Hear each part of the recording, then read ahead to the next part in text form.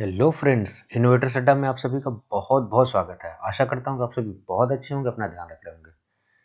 सबसे पहले तो मैं आपको थैंक यू बोलना चाहूँगा कि थैंक यू सो मच। आप वीडियो जो पिछली वीडियोस मैंने नाइपर के जो भी syllabus apart from the GPAT है उसको बहुत सराहा आपने उस वीडियो को, बहुत ही प्यार दिया, अपना सम्मान दिया, उसके लिए थैंक यू सो मच। देखिए, मेरे सम्मान से बढ़ के कहीं कहीं इंपॉर्टेंट है कि आप ज़्यादा से ज़्यादा इस चीज़ को शेयर करिए ताकि मैक्सिमम बच्चों का भला हो सके, so that the maximum student can benefit. और शिक्षा जो है, एजुकेशन फ्री ऑफ कॉस्ट ही होना चाहिए। It should be accessible to all. अगर फ्री ऑफ कॉस्ट नहीं हो सकता तो it should be very at very minimum price.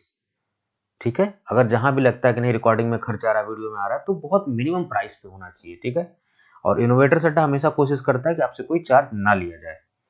ठीक है, जब तक कोशिश की जाती है, जब तक मैं अकेले काम कर रहा हूं तब तक कोई इशू नहीं है।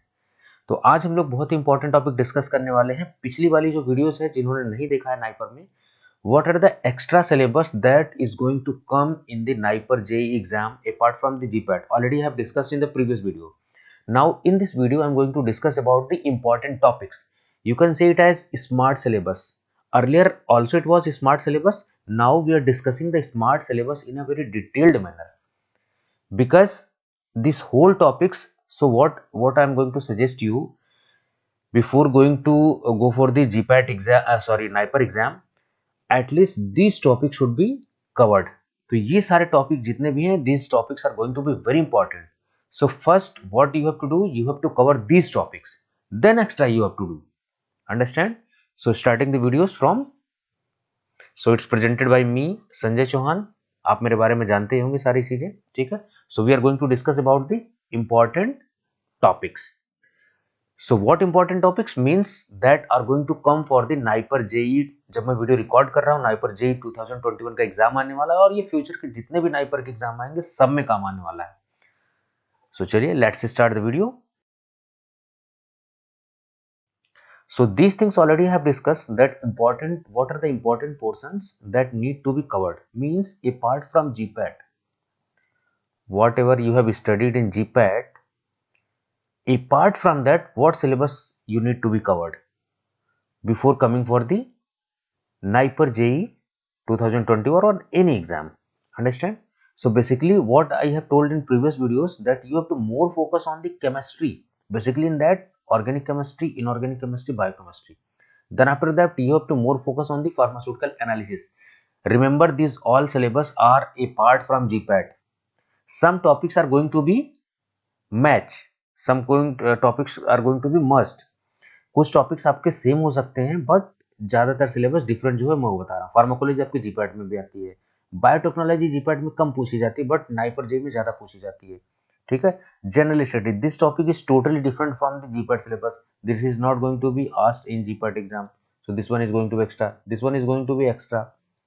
Understand? So these all things I have discussed in previous. I am just uh, revising this whole topics, whatever you have to study extra from the GPAT syllabus.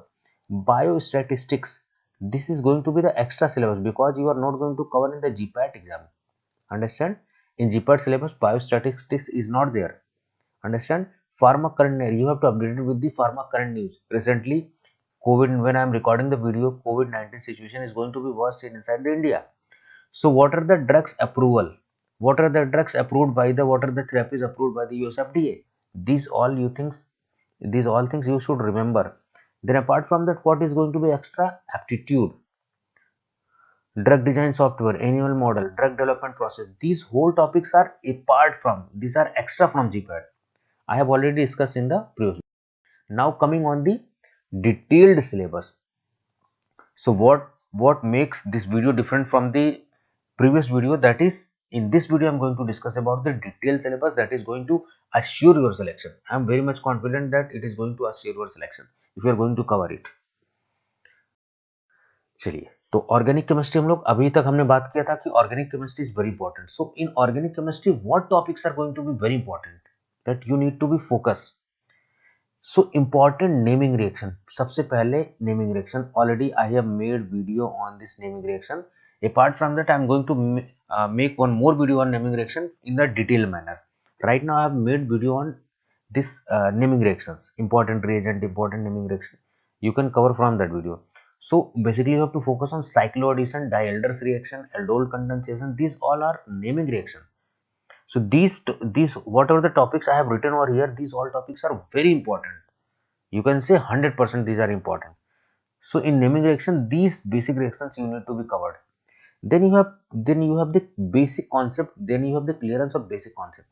आपका बेसिक कॉन्सेप्ट क्लियर होना चाहिए. Bond order क्या होता है, bond energy क्या होता है, bond length क्या होता है, ये सारी चीजें जो है मैं कवर करने की कोशिश करूंगा. अगर मैं नहीं भी कर पाता हूं तो आप इंटरनेट से पढ़ सकते हैं थ्रू गूगल और यूट्यूब और any places you can study that. What is basicity, what is the concept of acidity, what is the concept, what is the effect of ortho meta para, जैसे ये position chemistry में होती है इस तरीके से, ऑर्थो मेटा पैरा इस तरीके से.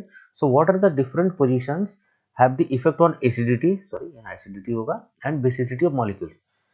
इंसान वाला एसिडिटी नहीं, मॉलिक्यूल्स का एसिडिटी और बेसिसिटी पे क्या फर्क पड़ता है अगर हम किसी मॉलिक्यूल को, जैसे मान लीजिए ये सीओएच ग्रुप है, अगर इसको हम इधर उधर फर्क करें ऑर्थो मेटा पैरा पे करें तो क्या एसिडिटी पे है. तो एक एक आपसे पूछा जाता है सीरियल अरेंज करने के लिए, what is going to be more acidic, what is going to be more basic. Understand. Then chirality of carbon, carbon की कायरलिटी क्या होता है, डाइपोल मोमेंट क्या होता है, this are the basic concept you should be aware. ये सारी चीजें आपको 12th की केमिस्ट्री में बताई जाती हैं, ठीक है, लेकिन फिर भी आपको यहाँ क्लियर करके रखना. This all things should be very clear. Then after that SN1 nucleophilic substitution reaction 1 and 2, SN1 SN2 reactions, nucleophilic addition reaction. Understand? So SN1 SN2 reaction की specifications क्या है? Again I am saying बहुत सारा syllabus मैंने cover कर दिया है आपका. अगर कोई टॉपिक छूट रहा है, नहीं किया है, तो जब तक वीडियो आप देख रहे होगे या जब तक आपका एग्जाम होगा, maximum syllabus it is going to be covered. So there is no need to worry. Understand. अगर नहीं भी कवर हुआ है तो आप अपने हिसाब से थोड़ा सा आप भी कोशिश करिए. देखिए टीचर का रोल क्या होता है, गाइडेंस देना. तो मैंने आपको गाइडेंस दे दिया है. अब आपको मैं जो पढ़ा रहा हूँ वो भी पढ़ना है और अपना एफर्ट भी डालना है, क्योंकि आपको मैंने सही रास्ता बता दिया कि भाई साहब आपको इसी रास्ते पर चलना है. ठीक है, आपने भरोसा दिखाया तो मैं आपको सही रास्ता दिखाऊंगा. ऐसा नहीं कि मैं फीस नहीं ले रहा हूँ तो आपको गलत गलत बता दूंगा, ऐसा कुछ नहीं. क्योंकि मैं खुद एक नई पढ़ रहा हूँ, मैं खुद सिलेक्शन हुआ और अच्छी रैंक से सिलेक्ट हुआ हूँ. तो definitely I am going to give you the good idea. Carbocation carbanion क्या होते हैं, इसके कॉन्सेप्ट के बारे में बहुत सारे यूट्यूब पे आपको लेक्चर्स मिल सकते हैं. कहीं से भी आप जैसे भी आपको पढ़ सकते हो, या फिर आप गूगल से पढ़ लो सबसे. ठीक है, आइसोमेरिज्म पे आपको फोकस करना. Isomerism they are going to ask from you. Isomerism is very important. Diastereomers क्या होते हैं, सिस ट्रांस क्या होता है, इजेड मैकेनिज्म क्या होता है, आरएस सिस्टम क्या होता है. This all systems are very important. Cis trans, E Z, RS system, ये जब आप नीट में पढ़ते तो भी पढ़ते, पीएमटी के लिए तो भी पढ़ते हो आप.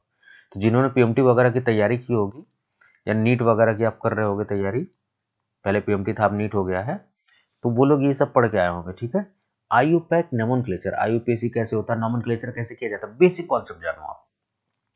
तो बेसिक कॉन्सेप्ट जब आप जान लोगे तो कोई भी नोमेनक्लेचर आएगा तो आप कर लोगे. ठीक है, हाइब्रिडाइजेशन आपको पता होना चाहिए कि कौन से मॉलिक्यूल का हाइब्रिडाइजेशन कैसे है, किसमें sp3 है, किसमें sp2 है, ये सारी चीजें. ठीक है, प्रो ड्रग का कॉन्सेप्ट आपने मेडिसिनल केमिस्ट्री में प्रो ड्रग पढ़ते हो, medicinal chemistry, pro drug concept, pro drug क्या होता है, प्रो ड्रग के बारे में पढ़ के रखना. ठीक है, तो ये सारे टॉपिक्स हैं, ये आपको सबसे पहले कवर करने हैं. ठीक है, इन सब के नोट्स सबसे पहले बनाने हैं. चाहे चैनल पे, आपको चैनल पे जितने भी प्लेलिस्ट है उसको ढूंढ ढूंढ के पढ़ लेना है, मेरे चैनल पे जो भी है. उसके अलावा आप इंटरनेट से हेल्प लेके कर सकते हो. ठीक है, now coming on the pharmaceutical analysis. Second जो है, अब देखिए एनालिसिस आपके जीपार्ट में पूछी जाती है, केमिस्ट्री जीपार्ट में पूछी जाती है, लेकिन they are more focusing on the, they are more emphasising on the chemistry. Analysis also they are more emphasising. So before starting the pharmaceutical analysis, basic concept आपको पता होना चाहिए, जैसे कि बेस पीक मास स्पेक्ट्रोस्कोपी में क्या होता है, घोष पीक क्या होता है, क्रोमेटोग्राफी क्या होता है, फिंगरप्रिंट रीजन आईआर में क्या होता है, ग्लास इलेक्ट्रोड क्या होता है, ये सारी चीजें, these are the basic concept you should remember. Then after that chromatography, chromatography में मैंने वीडियो बनाई हुई है, आप प्लेलिस्ट में चेक कर सकते हो. ठीक है, उसमें भी सबसे इंपॉर्टेंट जो है वो एचपीएलसी है, जीएलसी है, टीएलसी है, ये सारी हैं. But you have to more focus on the HPLC. अगर आप कुछ नहीं पढ़ पाए तो कॉन्सेप्ट आप पढ़ लेना है. ठीक है, मैं आपको बता रहा हूँ क्या क्या चीजें आप कवर करोगे. At least you should cover the concept. किसी भी चीज का देखिए कॉन्सेप्ट जरूर पढ़िए. कॉन्सेप्ट अगर पढ़ेंगे तो पूरी लाइफ लॉन्ग चीजें याद रहेंगी. ठीक है, रट्टा मत मारिए. कॉन्सेप्ट आपने पढ़ लिया, अब फिर एसपीएलसी आप पढ़ो. कि क्रोमेटोग्राफी का, तो मैंने कॉन्सेप्ट की वीडियो पूरी डाल रखी है, now you can check the playlist. ठीक है। उसके अलावा स्पेक्ट्रोस्कोपी, यहाँ बेसिक कॉन्सेप्ट आपने पढ़ लिया, क्रोमेटोग्राफी पढ़ ली, स्पेक्ट्रोस्कोपी पढ़ना है। स्पेक्ट्रोस्कोपी आपको इस तरीके से पढ़ना, जितना आपने डिटेल पढ़ा हुआ बी फार्मा में, you need not to be covered that. आपको केवल डिटेक्टर पे फोकस करना है, डिटेक्टर, लाइट सोर्स, सॉल्वेंट कौन कौन सा यूज हो रहा है। तो जैसे यूवी विजुअल, तो यूवी विजुअल में कौन सा डिटेक्टर यूज हो रहा है, यूवी विजुअल में लाइट सोर्स कौन सा, यूवी विजुअल में सॉल्वेंट कौन सा हम यूज कर रहे हैं। ठीक है। उसी तरीके से आईआर में डिटेक्टर्स कौन से हैं, लाइट सोर्स क्या है, ये सारी चीजें। ठीक है। आप कमेंट में बताना कि नर्स्ट ग्लोअर सोर्स किसका लाइट सोर्स है। ठीक है। एनएमआर के लिए हम कौन से डिटेक्टर, कौन सा सॉल्वेंट यूज कर रहे हैं। ठीक है। आप ये बताना मुझे। मास में कौन सा हम लोग लाइट सोर्स यूज कर रहे हैं, मास में कोई लाइट सोर्स यूज होता है कि नहीं होता है, डिटेक्टर कौन सा यूज कर रहे हैं। तो आपको यूवी विजिबल, आईआर, एनएमआर और मास, 4 स्पेक्ट्रोस्कोपी पढ़नी है, जिसमें चारों के डिटेक्टर, लाइट सोर्स और सॉल्वेंट आपको एक एक पेज पर पढ़ना। जैसे आईआर आपने लिखा तो आईआर के detector, light source, solvent, NMR के डिटेक्टर, लाइट सोर्स, सॉल्वेंट, इस तरीके से सारी चीजें आप कर सकते हो। ठीक है।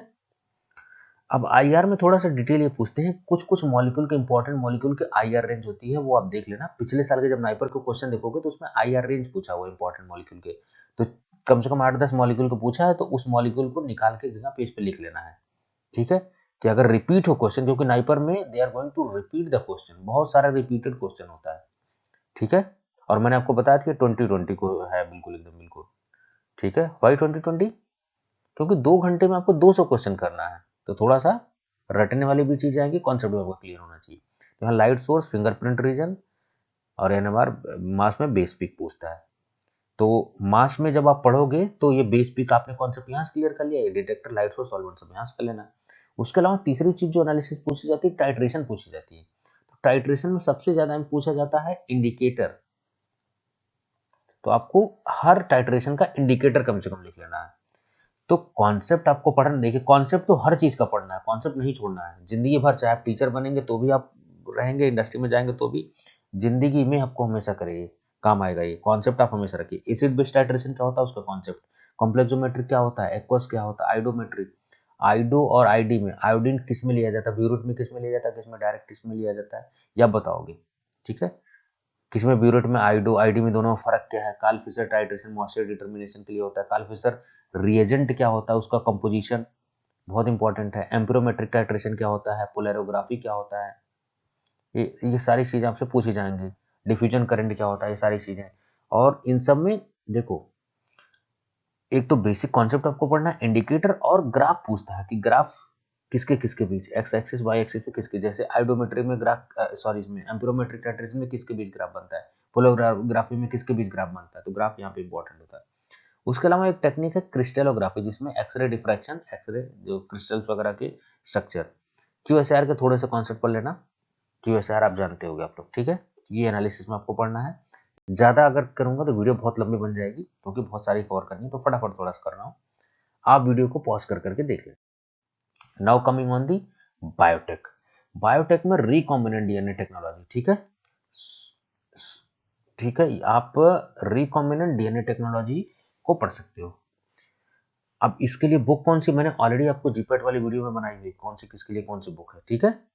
Polymerase chain reaction, SDS space technique, ELISA, radio immuno से, ये 4-5 टेक्निक, इससे ज्यादा कुछ बायोटेक में पढ़ने की जरूरत नहीं आपको। ठीक है। तो रिकॉम्बिनेंट डीएनए टेक्नोलॉजी क्या होती है, इसी के साथ क्लोनिंग कॉन्सेप्ट भी आपको पढ़ लेना है, क्लोनिंग क्या होता है। पीसीआर, आजकल आरटीपीसीआर कोविड 19 टेस्टिंग में तो इंपॉर्टेंट बहुत ज्यादा है, आरटीपीसीआर आपसे पूछा जा सकता है। ठीक है। SDS page, ELISA technique HIV के डिटेक्शन के लिए आप करते हो। ठीक है। रेडियो इम्यूनोसे, क्योंकि एलिसा भी रेडियो इम्यूनोसे का ही पार्ट है, ये सारी टेक्निक आपको डिटेल में पढ़ लेनी है। Now coming on the pharmacology. Pharmacology में देखिए, एक चीज मैं आपको बता दूं, जितनी भी मैंने प्लेलिस्ट बनाई हुई है, उसकी सबसे पहली जो वीडियो बनी है ना, वो बेसिक उस सब्जेक्ट के बारे में डिटेल है, कि उस सब्जेक्ट के बारे में कैसे पढ़ना है आपको, क्या क्या चीजें पढ़नी है, ये सारी चीजें मैं डिस्कस कर रखी। एक चीज आपको और बता दूं, क्लियर कर दूं, चाहे नाइपर हो, चाहे डीआई हो, चाहे फार्मासिस्ट हो, सबके लिए कोलॉजी एक ही तरीके से पढ़नी है। बट क्या होता है, डीआई में थोड़ा सा डिटेल में पढ़नी होती है, तो एक ही बार आप डिटेल में पढ़ लो ना अच्छे से, जब वही चीज नाइपर में भी काम आ जाएगी, वही चीज डीआई में भी काम आ जाएगी, फार्मासिस्ट में भी आ जाएगी, जीपीएट में आ जाएगी। तो हर एक सब्जेक्ट को हर एग्जाम के तरीके से मत पढ़ो, एक ही बार ऐसा पढ़ लो कि हमें हर एग्जाम में काम आए आपके। तो सबसे पहले आपको कोलोजी में बेसिक कॉन्सेप्ट जैसे जनरल फार्माकोलॉजी, आपको बुक कौन सी फॉलो करनी है, केडी त्रिपाठी, ठीक है, केडी त्रिपाठी आपने फॉलो करनी है। ऐसा नहीं कि मेरा कोई टाई अप है, लेकिन बहुत अच्छी बुक है। डीआरसी कर्व, तो स्टार्टिंग के चैप्टर जब केडी त्रिपाठी में, वहाँ सारी चीजें दी हुई हैं in starting chapters.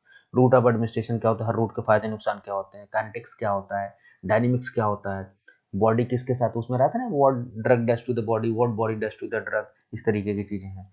First pass metabolism क्या होता है, ड्रग मेटाबॉलिज्म क्या होता है, ये सब कॉन्सेप्ट आपको क्लियर होने चाहिए।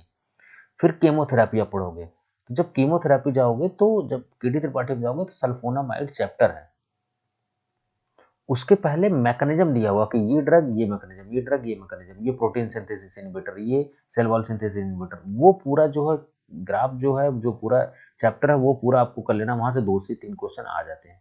तो वो रट्टा मार के बिल्कुल रखना आपको, ठीक है। मैं कभी रट्टा मारने को नहीं बोलता, लेकिन कुछ चीजें रटने वाली ही होती है। इम्यूनोग्लोबुलिन्स के बारे में बहुत पढ़ लेना कि आईजीजी क्या होता है, आईजीएम क्या होता है, ठीक है। एडवर्स ड्रग रिएक्शन कितने होते हैं, टाइप 1 एडवर्स ड्रग रिएक्शन क्या होता है, टाइप 2 क्या होता है, टाइप 3 क्या होता है, टाइप 4 क्या होता है, so all thing need to be discuss. Clinical trial पे वीडियो मैं बना चुका हूँ, फेजेस क्या होते हैं 1 to 4, एंडी फाइलिंग क्या होता है, एंडी फाइलिंग होती है, सब आप पढ़ सकते हो clinical trial. Tetracycline, macrolides, anti tubercular, ये सारे टॉपिक। अब देखो इन सबको अपोकोलॉजी पढ़नी कैसी है, कोई भी टॉपिक जैसे आपने लिया टेट्रासाइक्लिन, तो टेट्रासाइक्लिन का क्लासिफिकेशन पढ़ लो, टेट्रासाइक्लिन में जो मेन टेट्रासाइक्लिन उसका मैकेनिज्म ऑफ एक्शन पढ़ लो, उसका साइड इफेक्ट पढ़ लो। तो कोलोजी में जैसे वहां पे एनालिसिस में आप डिटेक्टर और ये सारी चीज पढ़ रहे थे ना, classification, mechanism of action, side effect, बस यही सारी चीजें पढ़नी। तो माइक्रोलाइड उठाया, उसका classification, mechanism of action, side effect, बस। Anti tubercular drug, classification, mechanism of action, side effect, ये सारी चीजें। और साइड इफेक्ट सारे ड्रग के नहीं रटने, जैसे कोई भी, जैसे एंटी हाइपरटेंसिव में आप कैल्शियम चैनल ब्लॉकर, थोड़ी राइटिंग मेरी जल्दीबाजी बना रहा हूँ तो इस वजह से लग रहा होगा। कैल्शियम चैनल ब्लॉकर में जैसे निफेडिपिन है, तो निफेडिपिन मेन, अगर उसको बोलते हैं prototype of drug, prototype drug means उस कैटेगरी की ड्रग मेन यही है। तो इसका इंपॉर्टेंट, इसका जब मैकेनिज्म ऑफ एक्शन आप पता हो जाएगा, तो सारी ड्रग का लगभग लगभग उस कैटेगरी को वैसे ही रहता है, ठीक है। तो मेन प्रोटोटाइप ऑफ ड्रग पढ़ना है आपको, सारे ड्रग का रट्टा नहीं मारना। इम्यूनोलॉजी, इम्यूनोग्लोबुलिन्स वगैरह आप पढ़ लेना। पीएच, सीमेंट का पीएच क्या होता है, यूरिन का पीएच क्या होता है, ब्लड का पीएच क्या होता है, ये सारे का पीएच एक पेज पे लिख लेना है, पूछे जाता है आपसे। हार्मोन के बारे में जरा पढ़ लेना, हार्मोन बहुत इंपॉर्टेंट है। उसके अलावा टॉक्सिकोलॉजी बड़ा इंपॉर्टेंट है। पॉइजनिंग एंटीडोट वीडियो ऑलरेडी मैं बना चुका हूँ, आप चेक कर सकते हो। एक मैंने जीपैट के लिए क्विक रिवीजन सीरीज बनाई हुई है, तो याद रखिए कुछ कोलॉजी के टॉपिक मैंने क्विक रिवीजन सीरीज में भी करा रखे हैं, उसमें सब जो इंपॉर्टेंट टॉपिक वो लास्ट टाइम के लिए जो पढ़ने हैं वो मैं करा रखा हूँ। तो जब कभी आप जीपैट या नाइपर दोगे तो क्विक रिवीजन सीरीज आप पढ़ लेना वहां से। उसके अलावा मैंने कुछ जनरल अवेयरनेस की वीडियो बना रखी है, तो उसमें डायबिटीज वगैरह, टीबी वगैरह मैंने कवर कर रखा है, तो वहां से भी आप पढ़ लेना, ठीक है। अल्कोहल पॉइजनिंग क्या होता है, अल्कोहल डिहाइड्रोजिनेस क्या होता है, एल्डिहाइड डिहाइड्रोजिनेस क्या होता है, ये पूरी प्रोसेस जो है केडी त्रिपाठी में दी हुई है, उसको पढ़ लेना है अच्छे से। कौन सा एंजाइम कहाँ, इसके बाद ये एंजाइम है बीच में, ये प्रोसेस बन रहा है, तो ये कौन सा एंजाइम वो आपको समझना है, ठीक। डायरेटिक्स वही mechanism of action, side effect, classification. Drug के एंटागोनिस्ट ब्लॉकर्स, ये मैं बना चुका हूँ ब्लॉकर्स की क्विक रिवीजन सीरीज में, ठीक है। यहाँ से आप कवर कर सकते हो। मास्थेनिया ग्रेविस के बारे में भी बता चुका हूँ मैं। अडर ड्रग रिएक्शन आपको पढ़ लेना है। डायबिटीज के बारे में मैं बहुत अच्छे डिटेल से, इंसुलिन वगैरह सब कवर कर चुका हूँ मैं already, I have discussed in my previous video, you can check from the that. फिर उसके बाद सेंट्रल नर्वस सिस्टम पे जनरल एनेस्थेटिक वगैरह, लोकल एनेस्थेटिक वगैरह कैसे काम करते हैं, एंटी एपिलेप्टिक, ये सारे। एएनएस में आपके cholinergic, anti cholinergic, adrenergic, anti adrenergic, ये सारी चीजें आपको पढ़नी है, ठीक है। ये सारी चीजें सीवीएस में एंटी हाइपरटेंसिव, एंटी एरिथमिक, ठीक है, ये सारी चीजें आप पढ़ लेना, ठीक है। और पढ़ना वही pattern, mechanism of action, classification, side effect. उसके बाद लेटेस्ट कौन कौन सी वैक्सीन जो है अप्रूव्ड हुई है, ये सारी चीजें। तो वैक्सीन का कॉन्सेप्ट भी आप पढ़ोगे इसमें, क्योंकि पूछा जाता है कि जैसे बीसीजी वैक्सीन, ये आप जब जैसे वैक्सीनेशन करते हो या फिर टिटेनस के लिए वैक्सीन आप लगवाते हो, तो उसमें पूछता है कि लाइव एटेन्यूएटेड वैक्सीन है या किल्ड वैक्सीन है, ये सारी चीजें। तो लाइव एटेन्यूएटेड किसे कहते हैं वो कॉन्सेप्ट समझ लो, किल्ड किसे कहते हैं कॉन्सेप्ट समझ लो। इसके 3-4 एग्जांपल रट्टा मार लो यहाँ कि लाइव एटेन्यूएटेड ये किल्ड के ये, लिख लो इसको। फिर उसके बाद यहीं पे ऐड कर लो कोविड 19 में कौन कौन सी वैक्सीन है अपने इंडिया में चल रही है, ये सब के बारे में लिख लो। पूरा वैक्सीन टॉपिक क्लियर हो गया आपका। Now coming on the pharmaceutics. मैं फार्मास्यूटिक्स का टीचर हूँ, ठीक है, तो फार्मास्यूटिक्स मैं आपको बहुत अच्छे से बता सकता हूँ। अब टैबलेट है तो टैबलेट में बहुत सारा नहीं, टैबलेट का कॉन्सेप्ट पढ़ लो आप जरा, फायदे नुकसान थोड़ा बहुत तो पढ़ ही लो। कंपटीशन में फायदे नुकसान नहीं पूछता। टैबलेट बनाई कैसे जाती है, तो preparation technique, wet granulation, direct compression, dry granulation, ये सारे क्वालिटी कंट्रोल टेस्ट में सब वीडियो बना चुका हूँ। कोटिंग पे वीडियो आने वाली, जब मैं वीडियो रिकॉर्ड करना, हो सकता है जब आप वीडियो देखें तब तक वीडियो मैंने डाल भी दी हो, ठीक है। डिजिटल अपरेटस आप कर सकते हो कवर। प्रूफ स्ट्रेंथ की कैलकुलेशन होती है, इस पे वीडियो में अभी मैंने नहीं डाला हुआ है, तो मैं इस पे वीडियो बहुत जल्दी जल्दी डाल दूंगा। मैं वही बता रहा हूँ कि जब हो सकता है कि जब आप देख रहे हो, आप कोई बच्चा 3 महीने बाद देख रहा हो, कोई 4 महीने बाद, तब तक वीडियो आ चुकी होगी, हो सकता है, ठीक है। पॉलीमर्स आपको पढ़ लेना, उसमें एचपीएमसी बहुत इंपॉर्टेंट है। रबर के बारे में पढ़ लेना, वल्कनाइजिंग एजेंट क्या होता है, उसमें कौन सा डलता है, एक्सेलरेटर कौन सा होता है, ये सारी चीजें। पीएच क्या होता है, पीके क्या होता है, अगर किसी ड्रग का पीएच 6.5 है तो क्या एसिडिक है बेसिक है, पीके अगर 2.3 है तो क्या होगा, कहाँ पे एब्जॉर्ब होगी, कहाँ पे डाइजेस्ट होगी। मिल्स, इंजीनियरिंग में मिल पूछा जाता है, तो मिल का प्रिंसिपल आपको याद रखना है और किसके लिए यूज होती है, एप्लीकेशन, ठीक है। तो प्रिंसिपल और एप्लीकेशन, तो मिल्स का प्रिंसिपल और एप्लीकेशन याद रखना है। एचएलबी वैल्यू, तो एचएलबी जो स्केल है उसमें oil in water, water in oil, surface active agent, ये सबकी वैल्यू याद रखनी है आपको, ठीक है, वैल्यू याद रखनी है। चलिए कैप्सूल्स के बारे में, तो कैप्सूल्स के बारे में बेसिक कॉन्सेप्ट, इसमें ब्लूम स्ट्रेंथ बहुत पूछी जाती है, ब्लूम स्ट्रेंथ, ये कॉन्सेप्ट आप पढ़ लेना, ठीक है, ब्लूम स्ट्रेंथ के बारे में पढ़ लेना। और उसके बाद इसका QC, quality control test, polymorphism क्या होता है थोड़ा बहुत, ओसवाल्ड राइपनिंग क्या होता है, क्रिस्टल ग्रोथ वगैरह में जो होता है उसके बारे में थोड़ा सा पढ़ लेना, क्रिस्टल ग्रोथ। राइटिंग पे मत जाओ, आप समझो चीजों को। इमल्सन पॉलिडी में वीडियो बना चुका हूँ, types, identification, each and everything, this topic already have covered. Suspension, flocculated, deflocculated, already I have covered. Creams, video बहुत जल्दी आ जाएगी। कोल्ड क्रीम, वैनिशिंग क्रीम, अब इसमें सवाल पूछा जाता है, cold cream oil in water है और वाटर इन ऑयल है, आप बताओ।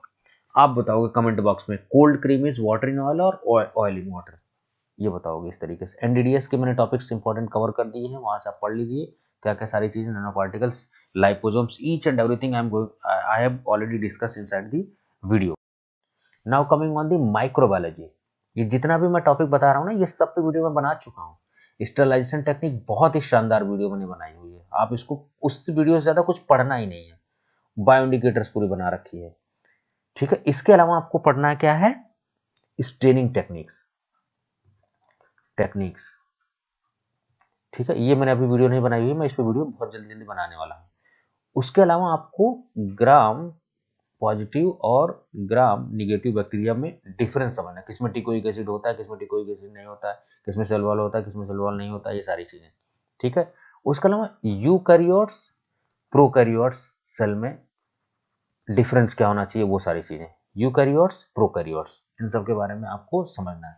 बस माइक्रोबायोलॉजी में इतना ही पढ़ना है, खत्म।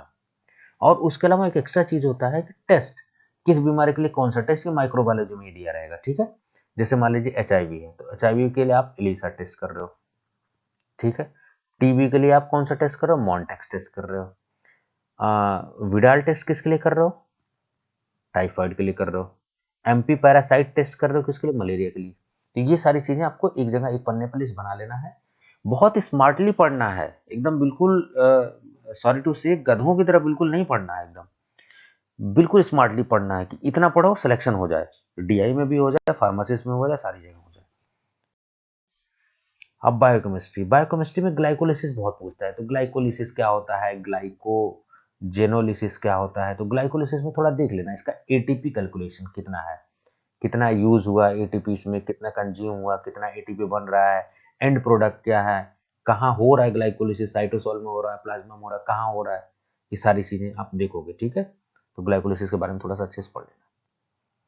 चलिए अब जूरिस्प्रूडेंस, जूरिस्प्रूडेंस बहुत इंपॉर्टेंट है, तो डीएनसी एक्ट, जूरिस्प्रूडेंस पे मैंने वीडियो बनाई हुई, मैंने आपको बताया ना कि हर प्लेलिस्ट में जो पहली वीडियो है मैंने तरीका बताया हुआ कैसे पढ़ना है, तो आपको सबसे पहले अगर वो सब्जेक्ट पढ़ रहे हो तो सबसे पहले पहले वीडियो देख लो, आप पढ़ना कैसे आपको आइडिया लग जाएगा। तो डीएनसी एक्ट जब आप जाओगे तो उसमें शेड्यूल्स पूछता है, शेड्यूल्स बहुत इंपॉर्टेंट, फॉर्म्स पूछता है कि 21 फॉर्म क्या है, रिटेल के लिए है कि होलसेल के लिए है, कमिटीज बहुत पूछता है, उसके बाद ऑफेंसेज बहुत पूछता है। तो narcotics and psychotropic substances act में आपके जो है ऑफेंसेस वगैरह भी पूछता है, सारी चीजें कैसे कैसे पढ़नी वो सब मैं बता चुका हूँ, वीडियो भी बन चुकी है, ठीक है। फार्माकोग्नोसी, अब फार्माकोग्नोसी बहुत ही स्कोरिंग होता है, क्यों? क्योंकि इसमें कुछ भी अल्टरेशन नहीं हो सकता, there can not be alteration, straightforward question are going to be asked. आपने रट्टा मारा सब पता है, तो इसमें एल्कोलॉइड्स के बारे में पढ़ना है, glycosides, tannins, terpenoids, flavonoids, plant hormone, gibberellin क्या होता है, साइटोकाइनिन्स क्या होता है, इसके बारे में, ग्रोथ हार्मोन किसे कहते हैं, ठीक है, ये सारी चीजें, इनके केमिकल टेस्ट, ड्रग के सिनोनिम्स, डेविल्स डंग किसको कहते हैं ये आपको पता होना चाहिए, ऑस्मम सैंक्टम किसका नाम है, इस तरीके से सिनोनिम्स ड्रग्स के आप, मॉर्फोलॉजी किसी का बहुत इंपॉर्टेंट है, जैसे करिएंडर हो गया, सेना हो गया, तो इन सब में पूछ लेता है, कौन सी ड्रग में कैल्शियम ऑक्सलेट क्रिस्टल है नहीं है, प्रेजेंट है, वो पूछ लेता है, स्टोमेटा किसमें, आइसोसिटी का कौन सा, ये सारी चीजें। तो इन सब में एल्कोलाइड हो, ग्लाइकोसाइड, टैनिस, टर्पेनॉइड, इन सब का केमिकल टेस्ट जरूर पढ़ना है, ठीक है। तो इतने टॉपिक आप पढ़ लोगे, आपकी कोग्नोसी पूरी कवर हो जाएगी। चलो, अब ये बायोस्टैटिक्स जो है बिल्कुल एक्स्ट्रा है, ये जीपैट में पूछा ही नहीं जाता, ठीक है।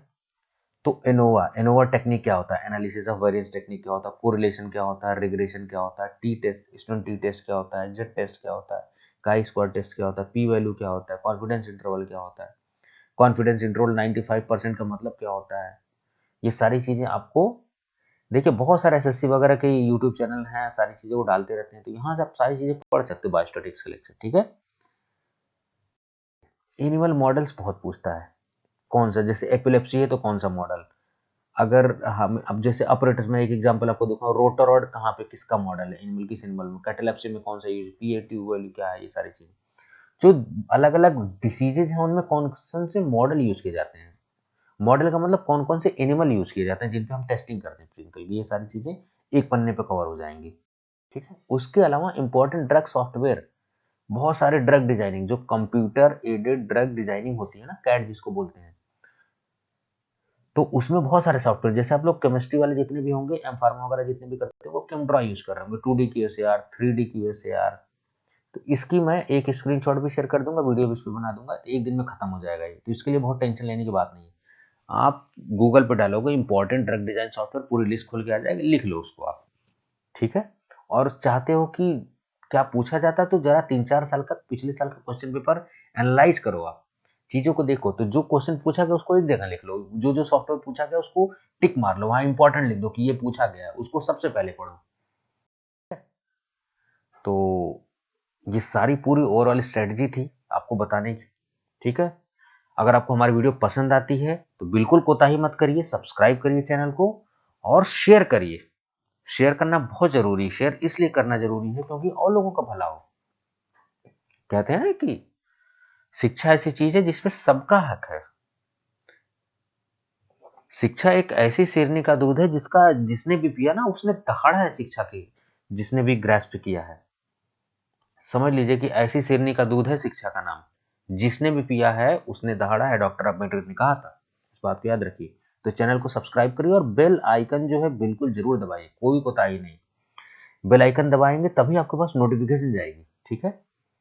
उसके अलावा आप हमें फॉलो कर सकते हैं, फेसबुक पर भी पेज है, इंस्टाग्राम पर भी है, मैं चीजें कुछ कुछ भले से 1-2 दिन में डालता रहता हूँ, लेकिन कुछ ना कुछ डालता रहता हूँ, तो वो जो स्क्रीनशॉट डालता हूँ ना, वो आप स्क्रीनशॉट सेव कर लिया करो अपने फोन में, और जब कभी सोए रहो या कहीं जाए रहो, कहीं बस में आप बैठे रहो, तो वहां पे आप क्या करो, उसको खोल खोल के थोड़ा सा स्क्रॉल कर लिया करो, तो आपकी चीजें नजरों से जाती रहेंगी चीजें ना, तो याद रहेंगी, इतना रट्टा मारने की जरूरत नहीं है। जैसे मैंने बहुत सारे ग्लास टाइप्स ऑफ ग्लासेस डाले हैं, बहुत सारे quality control test of tablet वगैरह स्क्रीनशॉट डाले हैं, आप इंस्टाग्राम पे देख लो उसको, ठीक है। ट्विटर पे भी मैं हूँ, यूट्यूब पे आप जो है मैं तो हूँ ही, इंपॉर्टेंट है टेलीग्राम वाला, यहाँ पे मैं नोट्स वगैरह शेयर करता हूँ। अब कुछ बच्चे कह रहे थे कि सर इसको ओपन करिए और लोग भी मैसेज करें, तो मैं उसके लिए सोच रहा हूँ कि एक और प्लेटफॉर्म बना दूं जिसपे हम सब डिस्कस कर सकें, ठीक है। एक ऐसा प्लेटफॉर्म होना चाहिए, ऐसा नहीं कि मैं अपने ही मन की बात करूंगा मोदी जी की तरह, मैं कोई पॉलिटिक्स की बात नहीं कर रहा हूँ यहाँ पे, मैं एक टीचर हूँ तो मैं आपसे भी इंटरेक्शन करना चाहता हूँ, ठीक है।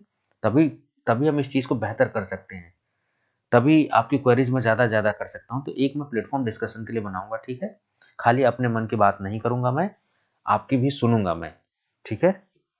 चलिए, बाकी कोई लोग, अब देखिए मेरा पॉलिटिक्स से कोई लेना देना नहीं, आप लोग प्लीज माइंड मत करिएगा, मैंने केवल ऐसे ही आपसे बोला है, ठीक है।